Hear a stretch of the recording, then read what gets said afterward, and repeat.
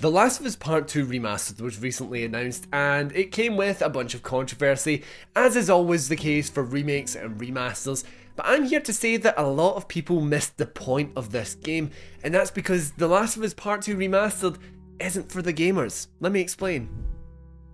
Now, taking a wider look at the Last of Us franchise, we of course know that it's a big, important IP for Sony, but it's a lot more important now than it was 10 years ago, let's say. This is an IP that has rapidly expanded both its fan base and its popularity, thanks in part to the HBO television adaptation. That is the fact of the matter, that this television show introduced a whole new audience to this game. It is now a household IP where your mum, your cousin, your aunt, they all know about it now, and it's thanks to the HBO show. Now, Sony as of late doesn't just want to have the television fans and the gaming fans, it wants to make all of them one big, harmonious, happy family. It wants to ebb and flow between both mediums where TV show fans are playing the games and gaming fans are watching the TV show. So that is where things like the Part 1 remake and the Part 2 remaster come into play. In Sony's ideal world, it wants someone to finish season 1 of the television show and think, you know what?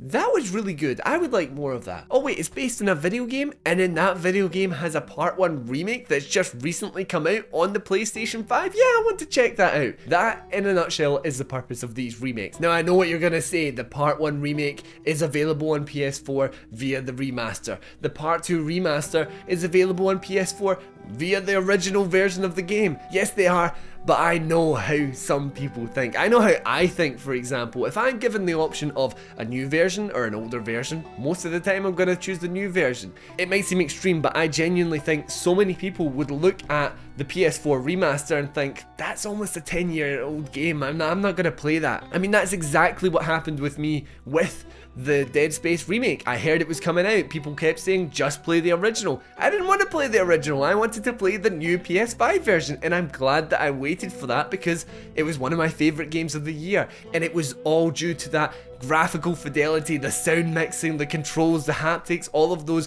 bells and whistles that are offered with the PS5. When we start to look at Part 2 specifically, it's really just an aspect of bringing the Part 1 remake and the Part 2 remaster in line with one another, because you don't really want someone to be playing the best version of a story technically and performance wise, and then technically taking a step back by moving on to Part 2. You want people to experience them all in a level playing field. That is the purpose of releasing both of these on this new platform. I don't even think it seems mad or greedy in any way for Sony to do this with the Part 2 remaster when already from what we saw, the Part 1 remake was a success and it had a huge influx in sales after the launch of the TV show, after the conclusion of the season 1 of the TV show. But not only that, Part 2 on PS4 also saw a massive influx in sales. So clearly the interest is there, and the energy for the franchise is sort of rejuvenated thanks to this new format. So giving these new players an avenue to play these games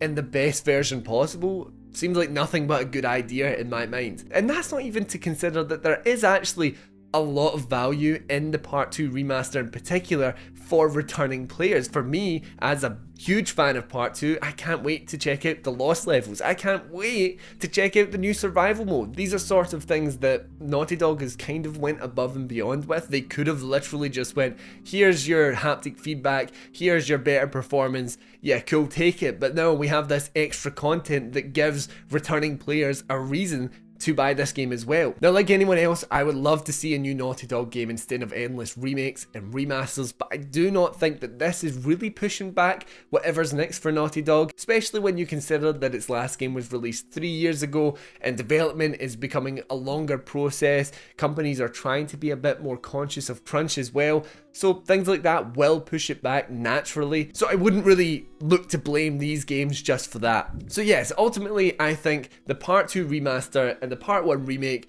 they've all been about riding that wave of popularity that has come about because of the HBO show. They're trying to capture new audiences, whether that be people that have watched the TV show or gamers that have switched from Xbox to PlayStation or only just picked up a PlayStation 5. It's all about providing easier access for these gamers, and I think it does exactly that. And $10 upgrade. What can you really argue there? So anyway, thank you for watching. Let me know if you agree or disagree down in the comments below. And as always, if you want to see more PlayStation video content like this, then remember to like the video and subscribe to the channel. But anyway, thank you for watching, and until next time, I've been Aiden, and this has been Push Square.